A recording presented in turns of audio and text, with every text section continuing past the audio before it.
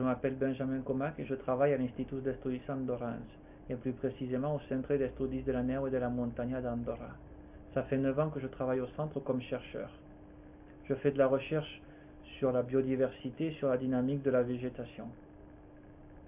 La biodiversité, nous étudions par exemple les papillons, les oiseaux, les plantes de combat-neige, les plantes des pâturages, des prés de fauche.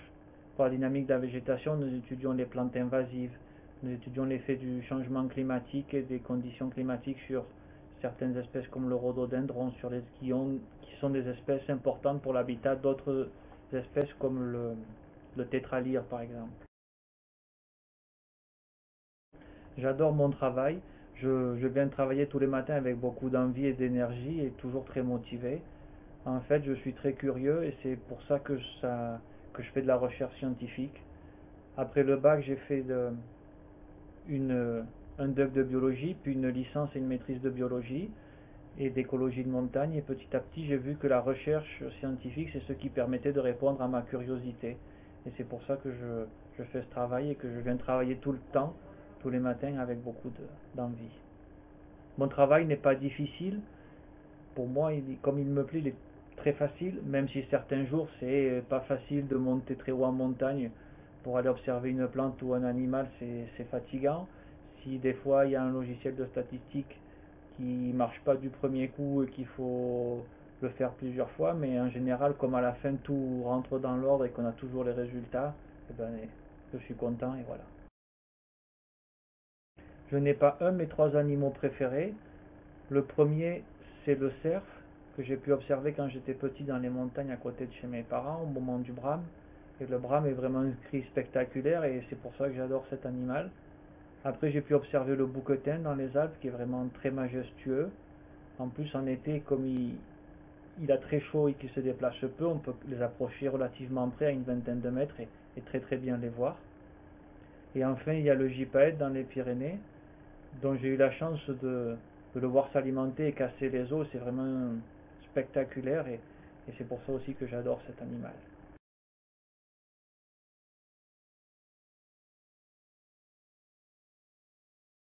Les mots faune et flore viennent tous deux du latin.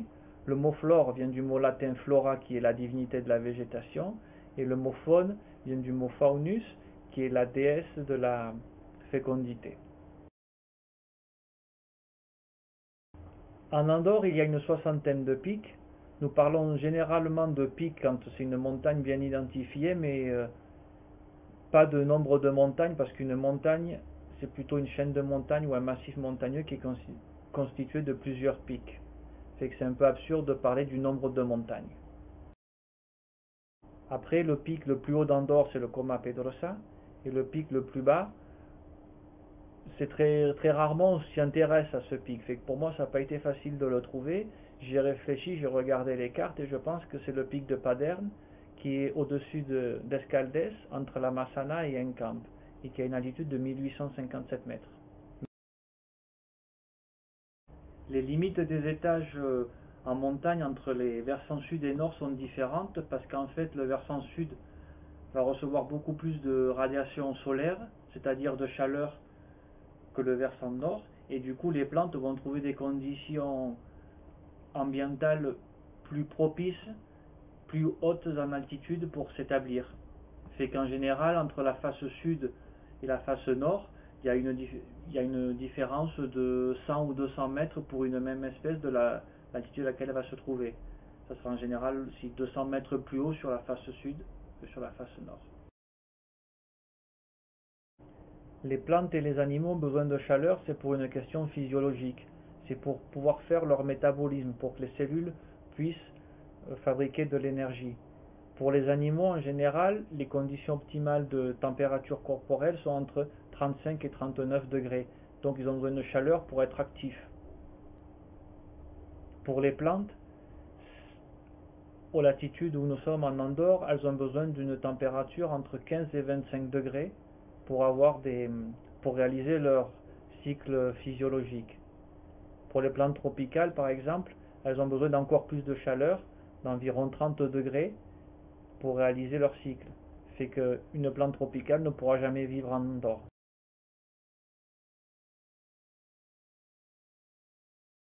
La couleur des plantes est due à la chlorophylle en fait qui réfléchit la lumière verte. C'est pour ça que nous voyons les plantes d'une couleur verte avec certaines petites variations. Après, certaines ont des fleurs un peu plus colorées que d'autres. Ça, c'est pour attirer les insectes pollinisateurs en général. Chez les animaux, la couleur dépend de plusieurs facteurs. Il y a ceux qui se servent de la couleur comme argument reproducteur, c'est-à-dire pour attirer les femelles, comme le paon par exemple, qui a une queue majestueuse et qui s'en sert pour attirer les femelles. Plus la queue est grande et colorée, plus les femelles sont attirées. Après, il y a ceux qui s'en servent pour se dissimuler ou se cacher dans le paysage, comme par exemple l'agropède alpin, qui est tout blanc en hiver et qui est gris-marron en été, qui se cache très bien dans les montagnes. C'est très dur de le voir ici quand on promène. Il y a par exemple aussi les lézards. Les lézards, s'ils ne bougent pas et qu'ils sont sur une pierre, à une distance de 10 mètres, on ne les voit pas. Ils sont très bien camouflés. Après, il y a les animaux qui sont en général beaucoup plus colorés, sont ceux des zones tropicales, parce qu'ils ont beaucoup de nourriture, ils ne font pas de migration, et les conditions climatiques ne changent pas tout au long de l'année. Elles sont tout le temps les mêmes, ils n'ont pas besoin de changer de pelage. C'est que ça leur permet d'investir dans de belles couleurs. Mais ça ne veut pas dire pour autant qu'il ne soit pas dangereux, parce que plus un animal est coloré dans les zones tropicales, plus il est dangereux.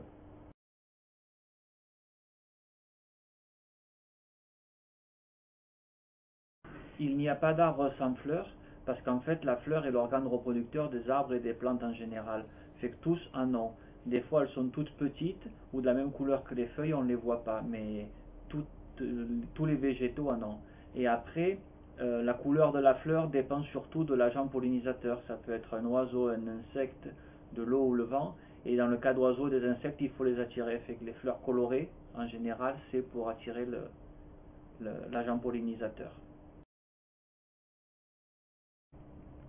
En Andorre, au CENMA, et en collaboration avec le département des médias ambients du gouvernement d'Andorra, nous avons fait ce que nous appelons la liste rouge des espèces protégées. Nous avons utilisé les critères de l'Union internationale pour la conservation de la nature et nous avons obtenu une liste avec 346 espèces. Dans cette liste rouge, il y a 4 catégories. Dans la catégorie des espèces les plus menacées, celles qui sont en péril d'extinction, il y en a 89. Alors pour ne pas toutes les citer, on vous les passera à continuation dans une liste.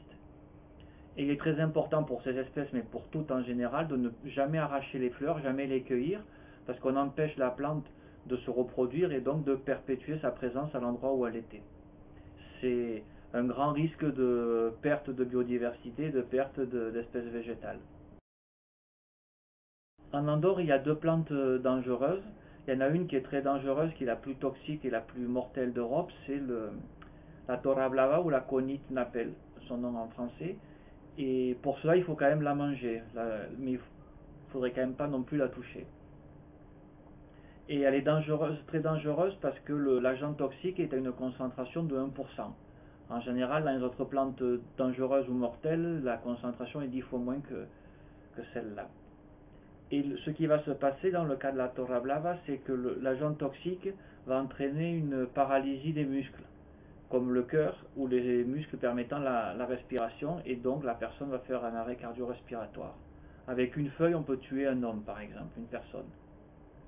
L'autre plante qui est dangereuse aussi en Andorre, et peut être mortelle dans certains cas, c'est le vératre blanc, ou le véladré en catalan, mais dans le cas de cette plante, l'agent toxique se trouve surtout dans les racines. C'est qu'il faut extraire les racines et faire une préparation à base de racines, ce qui est déjà pas facile à faire.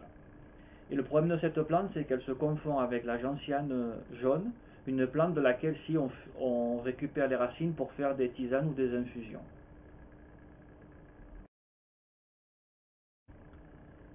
Une des fleurs ou la fleur la plus caractéristique de la flore d'Andorre, c'est le narcisse des poètes ou la grandaïa, c'est en fait la fleur nationale ici, et ça viendrait du fait que les 6 pétales de la fleur représentaient les 6 paroisses qu'il y avait à l'origine en Andorre. Depuis 1978, il y a maintenant 7 paroisses en Andorre.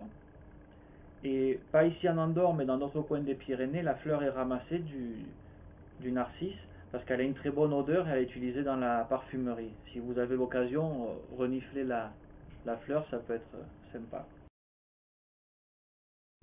Une autre plante caractéristique de la flore d'Andorre, c'est la campanule andorrane, qu'on a découverte il y a très peu comme nom campanule andorrane, après avoir fait une étude génétique, morphologique et physiologique de la plante. C'est une plante qui vit dans les zones rocheuses de haute montagne, de l'étage subalpin et alpin. En Andorre, par exemple, on en trouve près du pic du Cassamagna ou dans le parc de Sortein. C'est une plante qui fait 30 cm de haut, qui fleurit en été, et dont les fleurs sont de couleur bleu-violet. Une plante particulière de la flore d'Andorre, c'est la grassette commune. C'est une plante carnivore. On la trouve à l'étage montagnard dans les zones en général humides, c'est-à-dire près des petits ruisseaux ou des résurgences d'eau. On peut la reconnaître facilement grâce à la couleur de ses fleurs qui sont jaune-vert fluo et qui sont assez contrastantes avec le reste de la végétation. Et si on s'approche et qu'on la regarde de près, on remarquera que sur ces feuilles, il y a des insectes qui sont collés en fait. Quand ils se posent, ils restent piégés par le suc digestif qui est présent sur les feuilles, qui permet aussi à la plante de digérer les insectes et de se nourrir. Une plante très importante après pour l'alimentation des animaux que l'on trouve en Andorre, c'est la busserolle ou le raisin d'ours. Comme son nom l'indique, les ours en mangent beaucoup, ils en raffolent, mais il y a aussi le renard par exemple et le tétralyre. C'est une plante qui vit dans les sous-bois entre les 1600 et 2000 mètres d'altitude, et ses fruits, c'est des petits fruits rouges de la taille d'une framboise par exemple. Et nous avons réalisé une étude au CNMA il y a quelques années sur les antioxydants. Nous avons découvert que c'était la plante d'Andorre qui en avait le plus. Et les antioxydants, en fait, permettent à notre corps de mieux lutter contre les virus.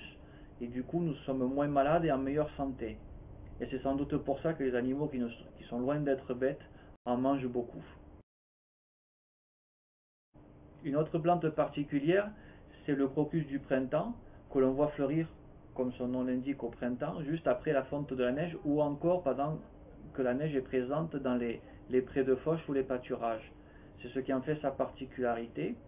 En fait, la plante est capable de détecter quand l'épaisseur de neige est très faible et détecte la lumière qui passe à travers la neige et qui arrive jusqu'au sol. C'est qu'elle va commencer son cycle végétatif et il arrive qu'elle soit en fleurs quand il reste encore quelques centimètres de neige. C'est que cette plante, certains l'appellent le perce-neige. Comme arbre, en Andorre, le plus présent c'est le pin sylvestre ou le pirroch. Son nom catalan vient du fait que l'écorce du tronc est rouge. C'est un arbre qui pousse jusqu'à 1700 mètres d'altitude, et après il y a son cousin, le pin à crochet, ou le pinegre qui va prendre le relais, qui va pousser jusqu'à 2500 mètres d'altitude en Andorre. Ces deux espèces sont très très bien adaptées au climat de montagne, c'est-à-dire qu'elles résistent au froid, à la neige, au gel de l'hiver, et à la sécheresse et à la chaleur de l'été. Par exemple, la résistance à la neige, c'est que les branches sont très souples, et quand il y a beaucoup de neige qui s'accumule sur la branche, elle se plie, elle ne casse pas. Et comme elle se plie, la neige glisse et tombe. Et pour résister au froid et au gel, par exemple, il y a des molécules de sucre dans les cellules qui vont faire effet d'antigel et éviter que l'eau gèle, et du coup l'arbre va pouvoir supporter des températures de moins 50 degrés. Ces deux espèces, le pin sylvestre et le pin à crochet, elles sont très importantes en Andorre dans la lutte contre les risques naturels.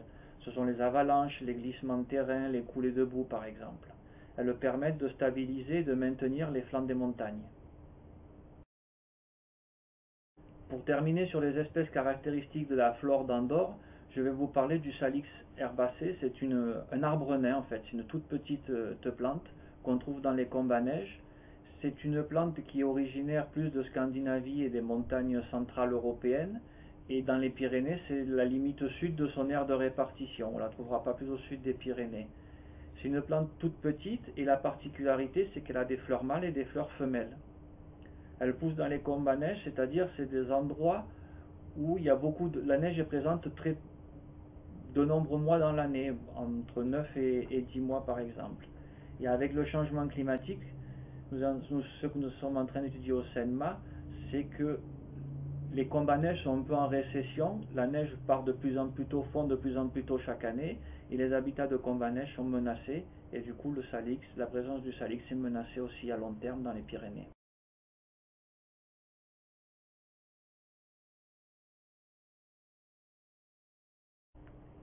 Je ne saurais pas vous dire avec précision le nombre d'animaux qu'il y a présents en Andorre, parce que nous n'avons pas encore étudié tout le règne animal. Nous avons étudié certaines branches, mais pas toutes. Par exemple, je peux vous dire qu'il y a 180 espèces d'oiseaux, 55 espèces de mammifères, 4 espèces de poissons et 8 espèces d'amphibiens. Mais tout ce qui est les invertébrés, il y a beaucoup d'espèces. Il faut des personnes très spécialistes, très connaisseuses du sujet pour pouvoir faire des listes. Et c'est quelque chose que nous sommes en train de faire petit à petit en Andorre. Par exemple, je pourrais vous dire qu'il y a 145 espèces de papillons. Mais pour ce qui est des araignées, des mollusques, c'est des choses que nous ne connaissons pas encore avec précision. L'animal le plus petit d'Andorre est la musaraigne naine, qui, comme son nom l'indique, est vraiment toute petite puisqu'elle pèse seulement 2 grammes.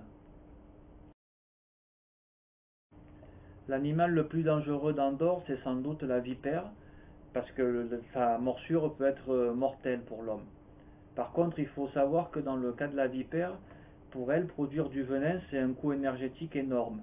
Fait qu'elle sait d'elle-même si elle mord pour se défendre ou si elle mord pour attaquer.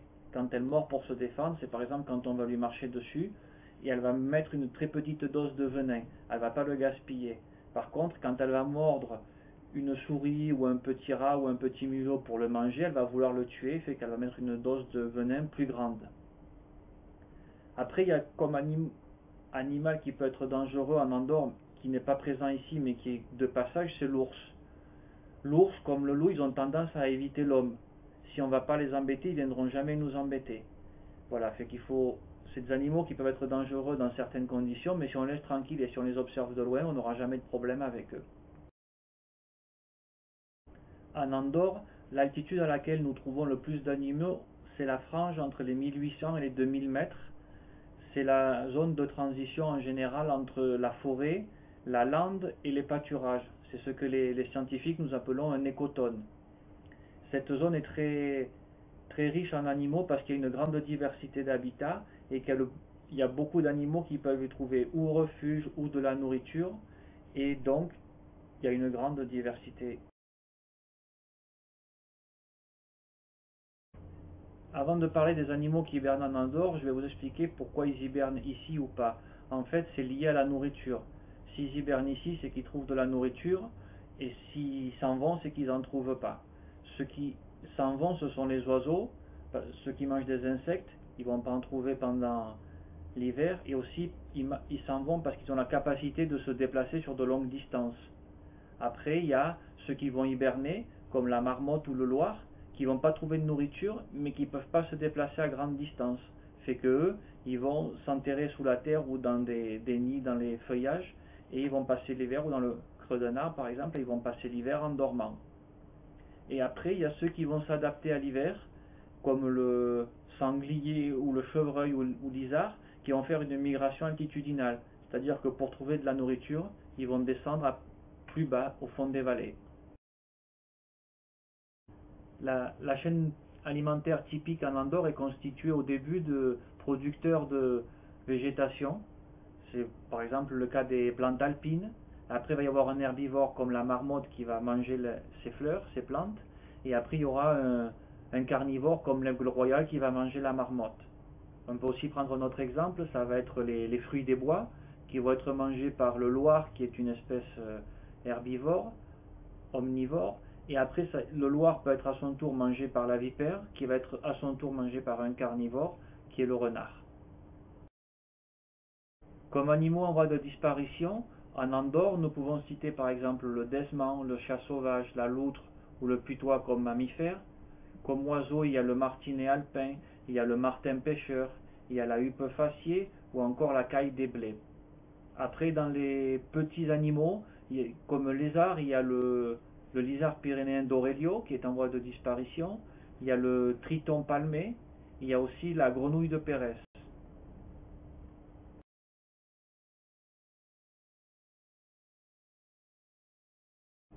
Pour ce qui est des espèces nouvelles qui sont apparues en Andorre au cours des derniers temps, il y a le papillon cardinal qui est arrivé par le sud, à San Julià de Lòria. Il est arrivé d'Espagne. C'est une espèce en fait méditerranéenne et qui profite des conditions climatiques de plus en plus chaudes en Andorre pour y venir parce qu'elle y trouve son habitat naturel. Après, comme autre espèce, il y a le vison d'Amérique ou le daim. C'est des espèces qui ont été réintroduites ou qui se sont échappées d'élevage par-ci par-là en France et en Espagne et qui petit à petit ont colonisé le milieu naturel et qui sont arrivés jusqu'ici. Et après, il y a deux cas particuliers, c'est le mouflon et la marmotte. C'est des animaux de montagne, mais ils ne sont pas originaires d'Andorre. La marmotte était exclusivement originaire des Alpes et le mouflon était par exemple le mouflon de Corse. Et ils ont été réintroduits dans les Pyrénées. La marmotte, c'était pas en Andorre, c'était assez loin d'ici, mais petit à petit, elle a colonisé tout le massif.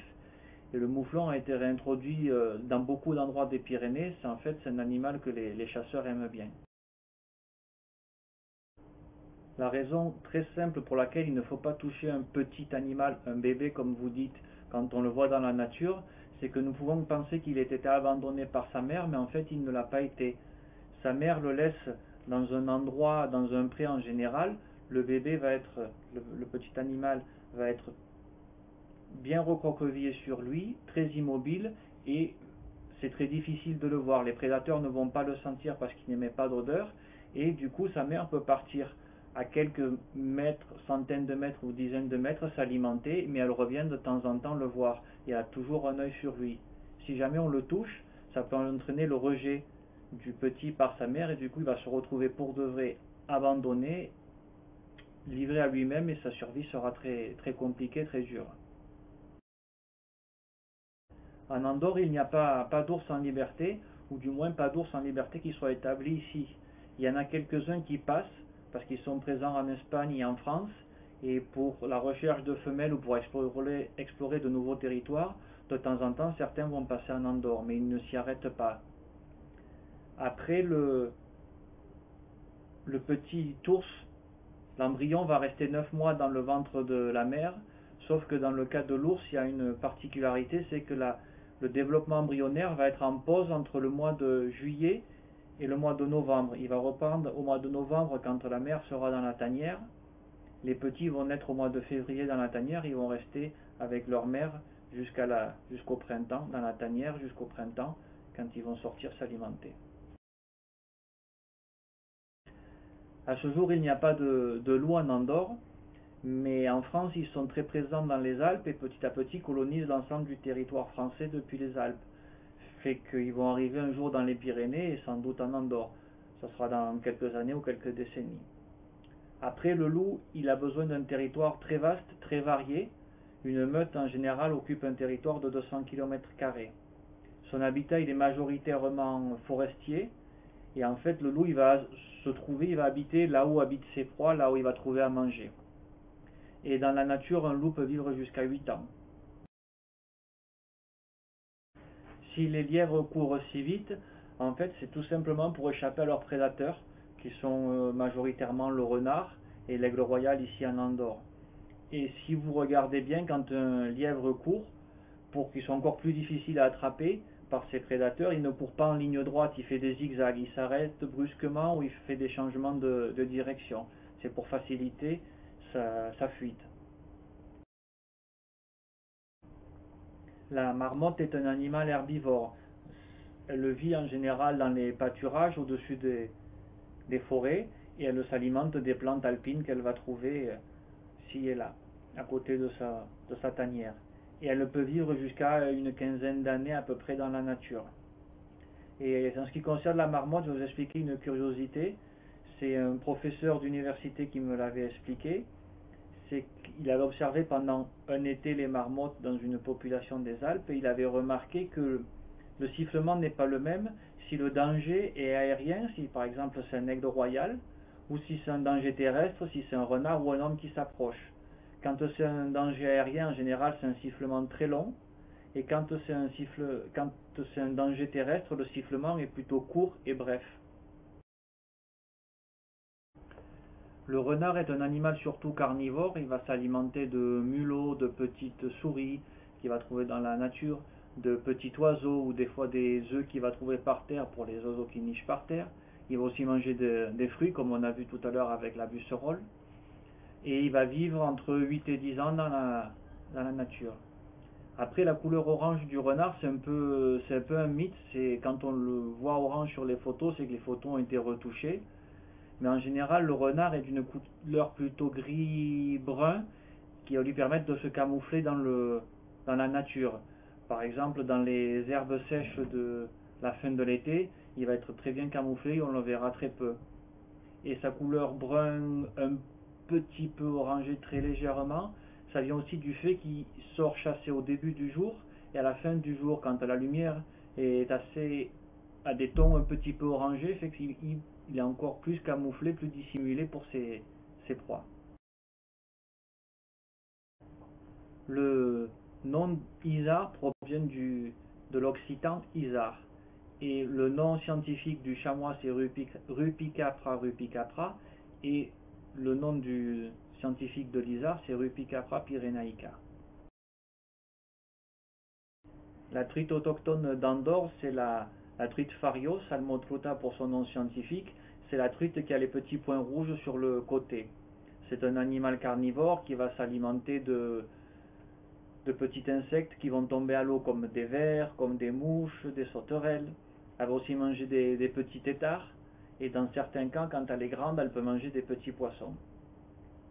Pour la reproduction, une truite, le nombre d'œufs qu'elle va pondre va dépendre de son poids. Elle va pondre en général entre 1000 et 2000 œufs par kilo de son poids. Et elle va se reproduire aux alentours de 3 ans quand elle fera 18 cm en moyenne et à peu près 300 grammes. La reproduction, c'est au mois de novembre et décembre ici en Andorre. C'est pour ça que la pêche ferme au mois d'octobre pour que les mâles et les femelles aient le temps de se retrouver, de se reposer avant la reproduction au mois de novembre. Après, il y a une autre truite qui a été introduite, qui est celle qui vient d'Amérique du Nord, qui est la truite arc-en-ciel. Et une chose curieuse que j'ai appris par un professeur d'université de Toulouse, c'est qu'avant, naturellement, il n'y avait pas de truites dans les lacs de montagne. L'homme est allé apporter des truites dans les lacs et il s'en est servi comme de pisciculture naturelle. Elles se sont reproduites et ont colonisé les lacs. D'où vient le nom gypaète barbu? En fait, pour le savoir, il faut prendre le nom latin Gypaetus barbatus. C'est que Gypaetus, c'est le mot latin gups pour vautour et aetos pour aigle. Ça veut dire que c'est un oiseau qui est entre l'aigle et le vautour. C'est en fait plutôt un aigle avec des caractéristiques de vautour. Et après barbatus, c'est barbu et c'est très facile à voir parce qu'en fait ça vient de la petite barbe qu'il a aux commissures de son bec. On dirait des poils mais en fait c'est des plumes. Après le gypaète, pourquoi est-ce qu'il vit en haut des montagnes? Il ne vit pas forcément en haut des montagnes. Son nid est toujours fait dans une paroi rocheuse, très difficile d'accès pour les prédateurs de nid. Et après, une fois qu'il s'envole du nid, le matin, il va attendre une certaine heure qu'il y ait des courants d'air chaud ascendant vers les sommets des montagnes, et du coup il va se déplacer très facilement vers le haut des montagnes. Et quand on est au sommet d'une montagne, aller d'un sommet à un autre pour un oiseau, c'est très facile. C'est pour ça qu'on le voit en haut des montagnes, mais c'est pas là où il habite. La vipère en fait se cache ou est souvent sur des pierres parce que c'est un animal à sang froid et qui a besoin d'une certaine température pour être active. Fait que le fait d'être sur les pierres, sous les pierres aussi la nuit, ça va lui permettre de perdre moins de chaleur et du coup d'être plus facilement active. Une vipère, elle va s'activer et qu'elle va avoir besoin de suffisamment de chaleur pour pouvoir se déplacer et aller chasser. Et une vipère après ne mange pas tous les jours, fait que le fait d'avoir une température basse, d'être à sang froid, lui permet de faire des économies d'énergie, de ne pas dépenser trop d'énergie pour maintenir son corps en activité. Une vipère par exemple, elle peut rester plusieurs mois sans manger. Et du coup, c'est grâce à sa température, à sa basse température qu'elle va survivre. En Andorre, il y a des aigles royaux, mais il n'y en a pas tout le temps. Cela dépend si un couple vient s'installer, s'il trouve assez de nourriture et un endroit qui lui plaît où il n'est pas dérangé par les touristes ou d'autres oiseaux. Et en Andorre, ce n'est pas toujours le cas. Après, l'aigle royal, c'est pas l'animal le plus grand d'Andorre. Le plus grand aigle, c'est le pigarre à queue blanche, le plus grand aigle des Pyrénées, mais en Andorre, il n'y en a pas non plus. Pour ce qui est de l'oiseau le plus grand d'Andorre, c'est le gypaète barbu qui a une envergure de 2,80 m. Et après, il y a le vautour qui a une envergure de 2,50 m.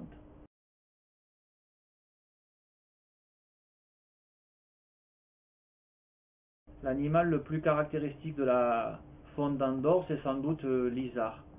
Et je vais vous expliquer pourquoi est-ce qu'il peut courir très longtemps en montagne et si vite. C'est qu'en fait, il a un très gros cœur, l'isard. Moi, j'ai un cœur qui fait 700 grammes à peu près. Et l'isard, il a un cœur, il va être 2 ou 3 fois plus petit que moi, il va avoir un cœur de 2 kilos, c'est-à-dire que son cœur est énorme. Et en plus, son sang est 4 fois plus riche en globules rouges, c'est-à-dire qu'il va transporter beaucoup d'oxygène. Et ça lui permet d'avoir les muscles très bien oxygénés et de faire des efforts très longs et très intenses en montagne, ce que nous ne pouvons pas faire. Un autre animal caractéristique de la faune d'Andorre, c'est le renard, on en a déjà parlé. Et le renard, la particularité, c'est que c'est un animal qui s'adapte très bien à son environnement. On en trouve dans le désert, c'est le fennec, c'est un tout petit renard d'1 kilo qui est adapté une morphologie adaptée à la chaleur du désert avec de grandes oreilles pour lui permettre de refroidir sa température corporelle. Et à l'autre extrême, on va trouver le renard arctique qui est très très bien adapté au froid et qui supporte des températures de moins 70 degrés.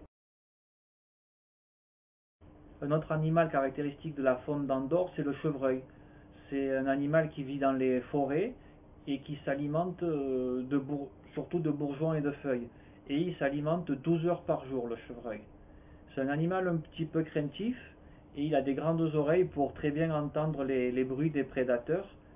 Et quand il détecte un prédateur, il va donner l'alerte et si on fait attention, ça ressemble un petit peu à un aboiement de chien.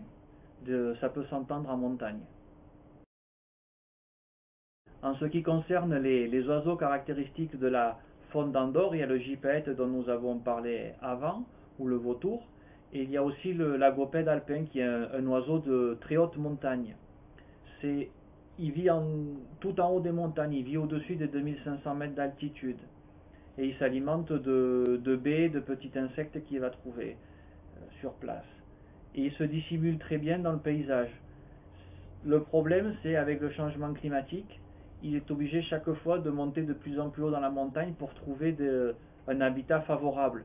Et petit à petit, il ne pourra plus monter parce qu'il arrive au sommet des montagnes. Et l'autre problème lié au changement climatique, c'est que l'animal il est brun, marron en été et blanc en hiver pour se dissimuler ou sur les rochers et dans les landes de haute montagne l'été ou sur la neige en hiver. Mais avec le changement climatique, les saisons se décalent. La neige arrive plus tard et reste plus tard au printemps. Fait que quand la neige arrive assez tardivement maintenant aux environs de Noël ou du mois de janvier, l'animal est déjà blanc et du coup le contraste qu'il a entre la végétation, le milieu où il vit à l'automne et sa couleur blanche attire plus les prédateurs. De même au printemps, quand il commence à être marron sur la neige blanche, il attire plus l'attention des prédateurs. Fait que pour cette espèce, le changement climatique est vraiment très problématique et c'est une des espèces les plus en danger d'Andorre. Un autre oiseau caractéristique de la faune d'Andorre, c'est le grand tétras. C'est un animal qui vit dans la zone des cotonnes, c'est-à-dire à la zone de transition entre la forêt et les pâturages, dans des zones généralement riches en rhododendrons, en abarcètes, et il aime bien les mosaïques entre la lande d'abarcète, les pâturages, il se sert des pins par exemple pour se réfugier. Après, c'est une espèce qui présente un très grand dimorphisme sexuel, c'est-à-dire que le mâle est très différent de la femelle.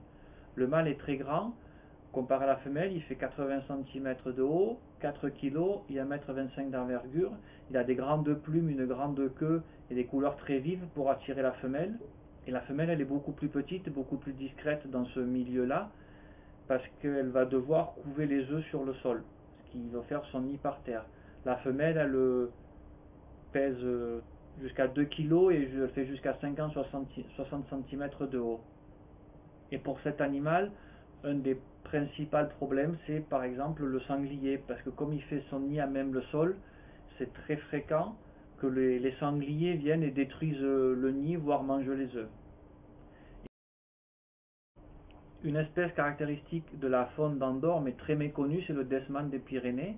C'est en fait une espèce endémique des Pyrénées, c'est-à-dire qu'on ne la trouve que ici, que dans les Pyrénées. Et elle est très méconnue parce qu'elle est très difficile à observer. D'une fait parce que c'est un animal de très petite taille qui fait 15 cm et 50 grammes, et qu'après c'est un animal qui sort surtout la nuit et qui se camoufle très bien dans son milieu. C'est un animal qui vit au bord des rivières et qui va s'alimenter de petits invertébrés aquatiques comme les larves d'insectes par exemple. Et si jamais vous en voyez un, vous allez le reconnaître tout de suite parce que c'est une souris avec une trompe de quelques centimètres qui lui sert en fait à détecter les insectes, ses proies. Et le problème du desman, s'il y en a dans les Pyrénées, mais il y en a très peu, c'est parce qu'il lui faut des conditions très particulières pour vivre. Il lui faut des rivières très propres, pas polluées, avec un débit constant, fait qu'il ne faut pas qu'il y ait trop de variations entre l'été et l'hiver, ni entre le jour et la nuit. Et tout ce qui sont les infrastructures hydroélectriques pour produire de l'électricité, par exemple, ça le gêne, ça le dérange. Fait que c'est un animal très petit, très joli, mais très en danger dans les Pyrénées et qui est sans doute en voie d'extinction. Pour finir, sur les espèces caractéristiques de la faune d'Andorre, il y a le lézard d'Aurelio qui, comme le desman, est une espèce endémique des Pyrénées. C'est un petit lézard qui fait 15 cm en tout de taille et son corps fait 5 à 6 cm. Il est brun sur le dos en général et les côtés, et sa face ventrale qui nous permet de le reconnaître est d'une couleur jaune-orange assez caractéristique. Il vit dans les zones pierreuses comme la majorité des lézards et il va s'alimenter de petits insectes comme les araignées et de larves et d'œufs d'insectes aussi. Et après, dans les Pyrénées, lui, contrairement au desman qui occupe tout le massif, lui il occupe vraiment une toute petite partie du massif qui va du mont Roche au massif du mont Calme et jusqu'au pic du Coma Pedrosa ici en Andorre, fait qu'on le trouve dans une toute petite partie du pays. Voilà, j'ai répondu à toutes vos questions les enfants, j'espère que les réponses vous ont plu, que c'était ce que vous attendiez de moi. Si vous en avez d'autres, n'hésitez pas à nous les envoyer, à nous les faire passer. Et pendant ce temps, nous au Centre d'études de la neige et de la montagne d'Andorre, on va continuer à faire de la recherche, on va continuer à étudier la faune, la flore et le milieu naturel. À bientôt.